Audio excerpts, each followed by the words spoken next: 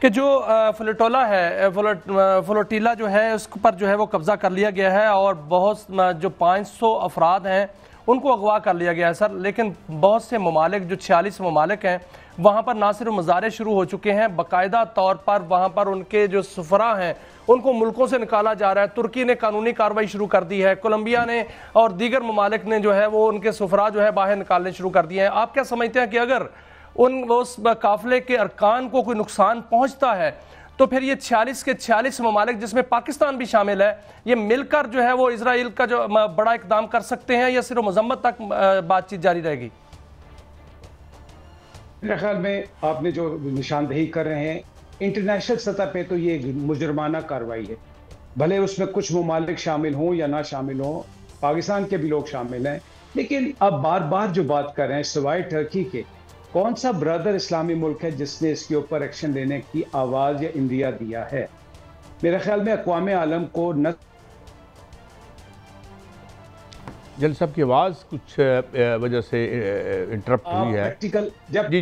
جب تک آپ پریکٹیکل ایکشن نہیں لیں گے، اسلامی ملک خاص طور پہ، ہمسایہ ملک خاص طور پہ اپنے تجارتی تعلقات بند کریں، اپنے سفارتی تعلقات فوراً سے پہلے بند کریں، ورنہ میں بڑی ادب کے ساتھ کہوں گا کہ بدقسمتی سے جس بدماشی پہ اور جس اتھرے پن پہ اسرائیل اپنے میں کہوں گا نام لے کے امریکہ کی آشیرواد سے یہ کام کر رہا ہے، اس میں کوئی فرق نہیں پڑنے لگا، کیونکہ پہلے سے ہی پتا تھا کہ اس کو وہ روکے گا اور بزور طاقت روکے گا۔ ملک صاحب، کیا یہ جو ایفرٹ تھی فرام دی بگننگ، یہ ایک فیوٹائل ایفرٹ تھی کنسیڈرنگ واٹ نتان یاہو از، اس کی جو پولیٹیکل یعنی وہ اپنے ملک میں اور عالمی طور پر ایک مطلوب جرائم پیشہ آدمی ہے، اس کے پینڈنگ ٹرائل، اس کے مقدمے پڑے ہوئے ہیں، اگر یہ جنگ کی ایمرجنسی ختم ہوتی ہے تو یہ اسے شامل تفتیش اپنے ملک میں ہونا پڑے گا۔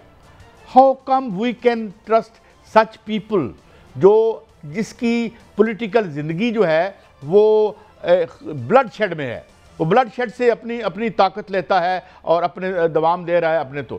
Don't you think from the day one it was a bad move? No, I don't think so it was a bad move. You know, whatever you can do, whatever I can do, whatever anybody can do, that must continue. Otherwise, if you just stay mum, if you just stay silent, then he will get more encouraged. اب المیہ تو دیکھیں کہ Trump جو plan لے کے آیا ہے اس کو ایگریمنٹ کا نہیں نام دیا جا رہا ہے، اس کو ٹرمپ پلان کیا جا رہا ہے، اس کو امپلیمنٹ کروانے کے لیے کس کو چنا جا رہا ہے؟ جو کہ وار کرمنل عرب ورلڈ میں ڈکلیئر ہوتا ہے، جس نے عراق کے اوپر ایک جھوٹی انویژن کروائی اور اس کے اپنے ملک نے اسے کہا۔ اس کے بعد ٹرمپ کس کے ساتھ کھڑا ہو کے کر رہا ہے؟ جس کو انٹرنیشنل کورٹ آف جسٹس نے وار کرمنل اور ایک مطلوب شخص دیا۔ تو یہ تو دوغلا پن ہے امریکہ کی طرف سے اور اسرائیل کی طرف سے، تو اس کو ایکسیپٹ کرنا تو بالکل ناقابل قبول ہو جائے گا۔ خاص طور پہ بھائی اگر آپ یونائٹڈ نیشنز اور جو انٹرنیشنل کورٹ آف جسٹس اور انٹرنیشنل ہیومن رائٹ لاز جو ہیں ان کو اگر آپ دیکھیں تو کسی رول کے تحت، کسی قانون کے تحت، میں اپنے یا آپ کے قانون کی بات نہیں کر رہا، میں انٹرنیشنل قانون کی بات کر رہا ہوں جو یونائٹڈ نیشن سے ثبت ہو چکے ہیں۔ آپ کسی ملک میں اپنے فورس لا کے نہیں بٹھا سکتے، آپ کسی ملک کے شہریوں کو... میں معافی چاہتا ہوں، میں انٹرجیکٹ کر رہا ہوں ایئر مارشل صاحب، میں معافی چاہتا ہوں۔ ناظرین، ہمیں جوائن کیا جنرل ریٹائرڈ زاہد محمود صاحب نے، thank you very much for your time general صاحب۔ یہ ایک یعنی میں I am quoting air commodore Khalid Chishti صاحب جو ہمارے پاس تشریف لائے تھے، جنگ کو آج کی دنیا میں ایک جو نقصان یا زخم پہنچانے کی آپ کی صلاحیت ہے، that is the only passport to safety which we learn from all آپ جیسے جو ایکسپرٹ ہیں ان امور کے۔ تو بیسیکلی اس کو روکنے کا ایک طریقہ تھا، had Iran continued its campaign یا اس کی جو پھینک رہا تھا تو شاید اس کا نتیجہ نکل آتا۔ جب وہ اس سے ناقابل برداشت ہوا تو انہوں نے قطر کے اس سے وزیر اعظم سے سفارش کروا کے بند کیا۔ Don't you think it was a blunder جو کر سکتا ہے؟ اور آئندہ آنے والے دنوں میں بھی اگر اس سے نقصان کا اندیشہ نہ ہوا تو کوئی اخلاقیات، کوئی کچھ بھی ان پہ اثر نہیں کرے گا اور they will keep on eliminating the rest of the Ghazans. Am I right جناب زاہد محمود صاحب؟ دیکھیں، بات اس طرح ہے کہ ہر ملک جو ہے وہ اپنی کیپیسٹی اور کیپیبلٹی کے مطابق جنگ کرتا ہے۔ اور ان کا جو وار سٹیمنا ہے وہ بھی اسی ملک کو خود پتہ ہوتا ہے کہ ہمارا کتنا وار سٹیمنا ہے، ہم کیسے کر سکتے ہیں اور ہاؤ ایفیکٹولی ہم انگیج کریں گے۔ ایران کے بارے میں دیکھیں کمنٹ کرنا تھوڑا سا اس لیے ڈیفیکلٹ ہے کہ ان کی جو ایئر تھی اور ایئر ڈیفنس تھی that was not in action جی۔ وہ ایئر کا کنٹرول جو ہے، اور امریکنز کسی ملک میں تب ہی جاتے ہیں جب وہ 100% انشور کر لیتے ہیں کہ total error control is with them۔ It mean کہ نہ ان کو میزائل کا کوئی خطرہ ہے ان کے ایسٹس کو، اور نہ ہی کسی اینیمی کی ایئر فورس کا خطرہ ہے ان کے ایسٹس کو۔ وہاں پہ ایران کی ویکنیسز ضرور تھی۔ آف کورس میزل کا ایکسچینج ہے، ڈیپینڈ کرے گا، جو وار پہلے بھی ہوئی اور اب آگے بھی ہونی ہے فیوچر میں کسی بھی ملک کی، دیٹ از اباؤٹ کہ کتنا پین ایک قوم دوسرے ملک کو دے سکتا ہے اور how much pain it can bear, آپ برداشت کتنا کر سکتے ہیں۔ تو وہ ڈیپینڈ کرنا تھا کہ کتنا برداشت ایران کر سکتا تھا اور کتنا پین انفلکٹ کر سکتا تھا آن اسرائیل۔ بٹ ہیونگ سیڈ دیٹ، مجھے پروبیبلی لگتا ہے کہ ان کی جو ایئر ڈیفنس اور ایئر فورس کے ایشوز تھے وہ دے ور ویری پرومیننٹ جی۔ آپ کا ایک پروٹیکٹڈ انوائرمنٹ پہ پھر آپ کا امریکہ کا انوالو ہو جانا، that was a huge sign. یہ میں purely from the military point of view سے بتا رہا ہوں، جو کیپیسٹی کیپیبلٹی کے پوائنٹ آف ویو سے۔ یس، جو بھی ملک for that matter deterrence regain کر لیتا ہے، اگر آپ نے ڈیٹرنس لوز کیا اور اس کو ری گین کرنے کی آپ کی صلاحیت ہے، ان کو چھیڑنے سے پہلے قومیں 100 دفعہ سوچتی ہیں۔ آپ کی اسٹریٹجک اٹانومی آپ کے پاس ہونی چاہیے، آپ کی اپنے آپ کو دفاع کرنے کی صلاحیت ہونی چاہیے، اور آپ کی جتنے بھی ایسٹس ہیں یا جتنی بھی ایفرٹ ہے وہ آپ کی ان ایلیمنٹس کی طرف ہونی چاہیے جو دشمن کو دیکھ کر آپ اسٹرینتھن کرتے ہیں کہ میں نے کس طریقے سے اس دشمن کو ریڈیوس کرنا ہے، کون سے فیلڈ میں، اور equal distribution of your wealth کہہ لیں یا جو وار سٹیمنا ہے اس کو انکریز کرنے کے لیے آج کل کی وار میں آپ کو across all the spectrum of war اپنے آپ کو اسٹرینتھن کرنا پڑتا ہے۔